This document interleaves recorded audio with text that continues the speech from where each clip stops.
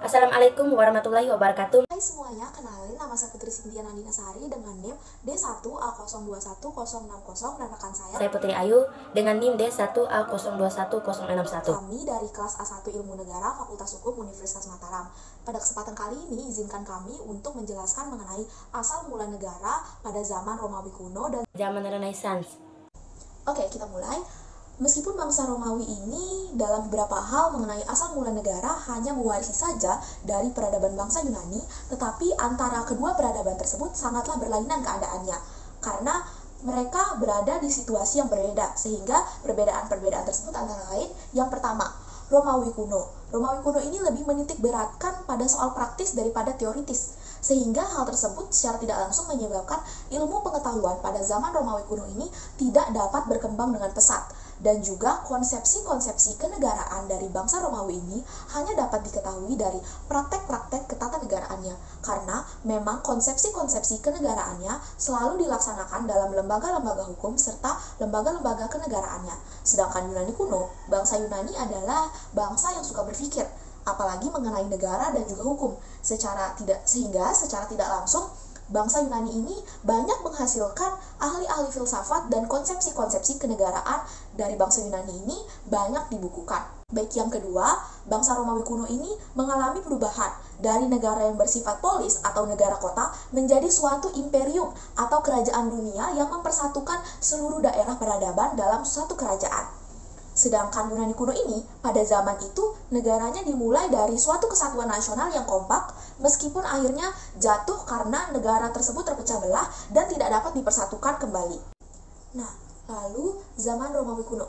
Zaman Romawi kuno ini adalah sebuah peradaban yang tumbuh dari negara kota Roma, didirikan di semenanjung Italia di sekitaran abad ke-9 sebelum Masehi, di mana pada masa ini digambarkan dengan istilah imperium atau kerajaan dunia dengan wilayah yang sudah sangat luas atau country state. Pemerintahan yang pertama kali pada zaman Romawi kuno ini adalah monarki. Selanjutnya saya akan menjelaskan mengenai ajaran para sarjana zaman Romawi kuno. Yang pertama adalah Polybius.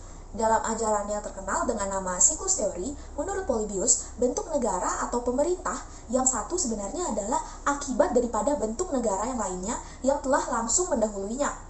Kedua ada Cicero. Cicero mengemukakan bahwa negara itu adalah suatu keharusan dan yang harus didasarkan atas rasio manusia.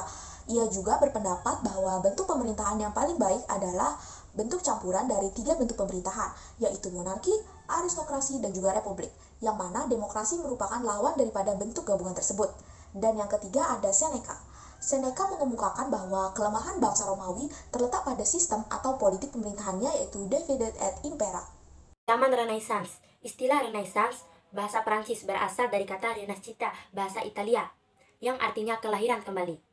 Merupakan istilah yang pertama kali diperkenalkan oleh Giorgio Vasari pada abad ke-16 untuk menggambarkan semangat kemampuan Italia mulai abad ke-14 sampai 16 yang bernapaskan semangat kesenian Yunani kuno dan Romawi kuno. Latar belakang zaman Renaissance. Buchor mengatakan bahwa Renaissance bukan hanya sekedar kelahiran kembali kebudayaan Romawi kuno dan Yunani kuno, tetapi merupakan kebangkitan kesadaran manusia sebagai individu rasional, sebagai pribadi yang otonom yang mempunyai kehendak kebebasan dan tanggung jawab. Disinilah letak awal modernitas Barat keberanian untuk merombak mentalitas nasib Renaissance.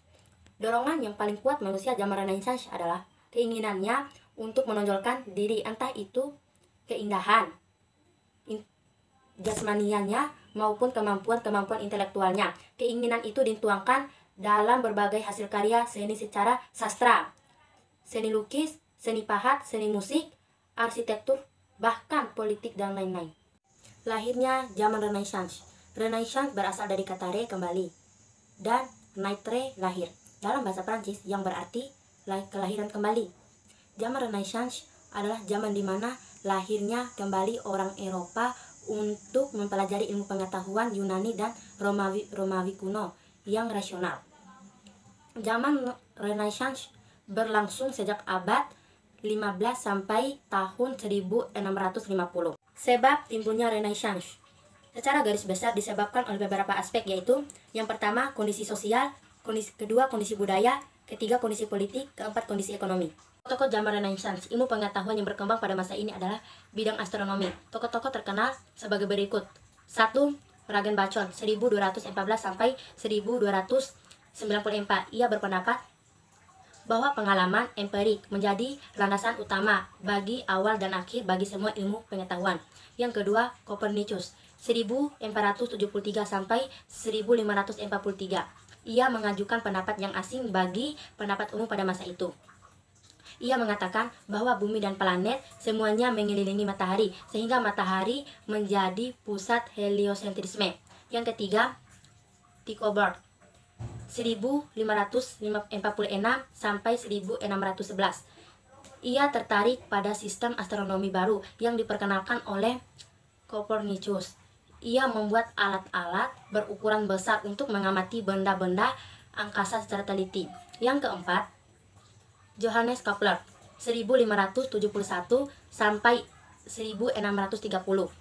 Ia seorang ahli matematika yang menjadi asisten Tycho Brahe. Ia melanjutkan penelitian Tycho Brahe tentang gerak benda-benda angkasa. Yang kelima, Galileo Galilei, 1546 sampai 1626.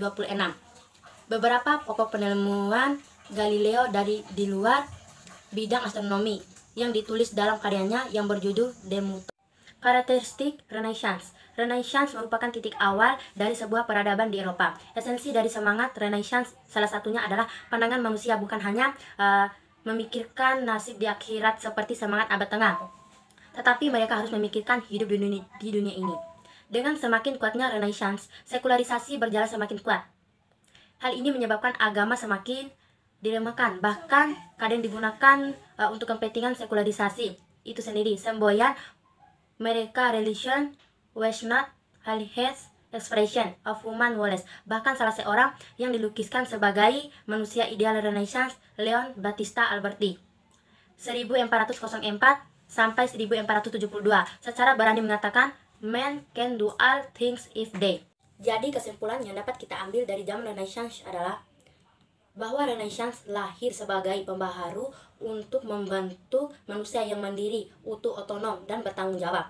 Pola pikir abad tengah yang dibelenggu oleh ajaran gereja diganti dengan pola pikir rasional sehingga manusia bisa berkembang. Mungkin hanya itu saja yang dapat kami sampaikan. Sekian dari kami.